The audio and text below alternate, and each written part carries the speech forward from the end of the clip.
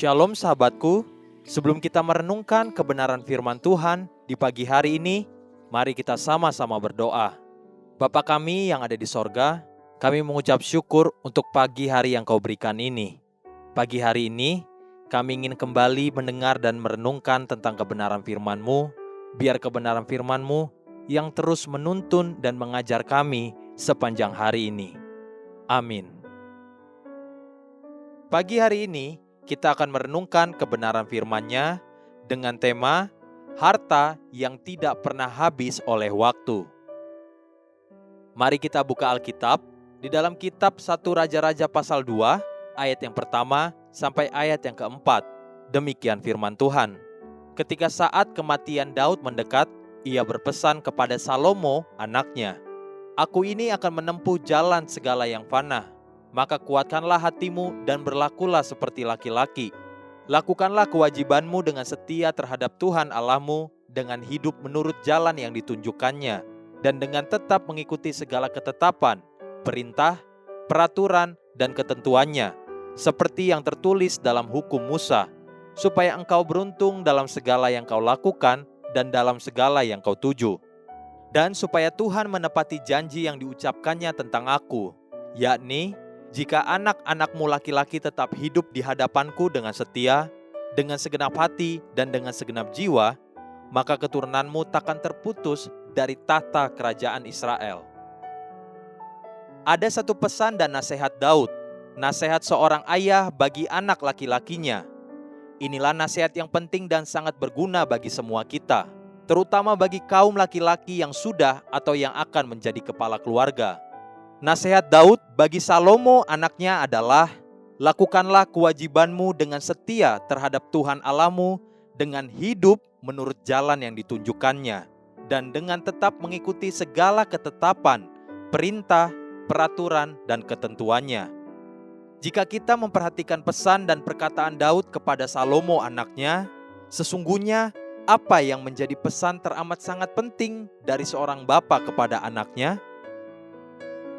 Tidak lain sebenarnya, Daud sedang mengulangi perkataan yang Musa katakan kepada bangsa Israel, yaitu Ulangan pasal 10 ayat 12 sampai ayat yang ke-13. Demikian firman Tuhan. "Maka sekarang, hai orang Israel, apakah yang dimintakan daripadamu oleh Tuhan Allahmu selain dari takut akan Tuhan Allahmu, hidup menurut segala jalan yang ditunjukkannya, mengasihi Dia, beribadah kepada Tuhan Allahmu dengan segenap hatimu dan dengan segenap jiwamu, berpegang pada perintah dan ketetapan Tuhan yang kusampaikan kepadamu pada hari ini, supaya baik keadaanmu."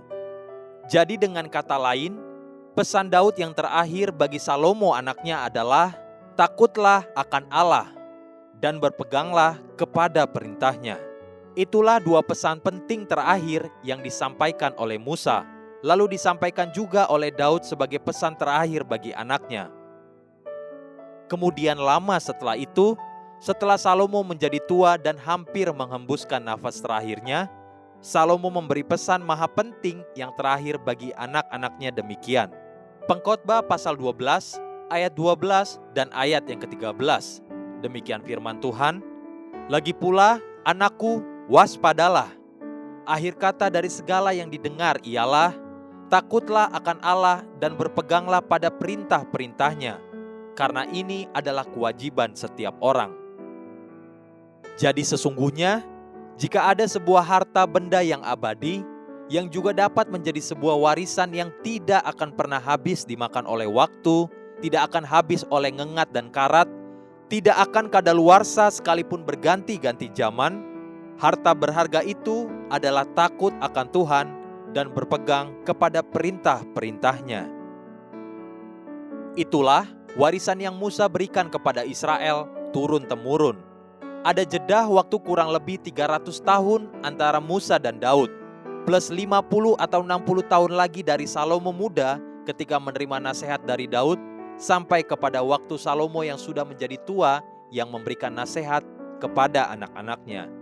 Dalam kurun waktu 350 tahun sedikitnya, warisan yang paling berharga yang tidak pernah luntur oleh waktu dan zaman adalah takut akan Tuhan dan berpegang kepada perintah-perintahnya. Jika takut akan Tuhan adalah warisan yang paling berharga dan yang tak ternilai harganya, dan jika engkau rindu untuk dapat mewariskannya bagi anak-anakmu, maka engkau sendiri harus memilikinya terlebih dahulu. Barulah itu dapat kau wariskan bagi anak-anakmu. Haleluya. Sahabatku, mari kita sama-sama berdoa. Terima kasih Bapa Surgawi, ajari aku untuk menghidupi takut akan Engkau, agar aku dapat mewariskannya kepada anak cucuku kelak. Amin. Jesus loves you and so do I.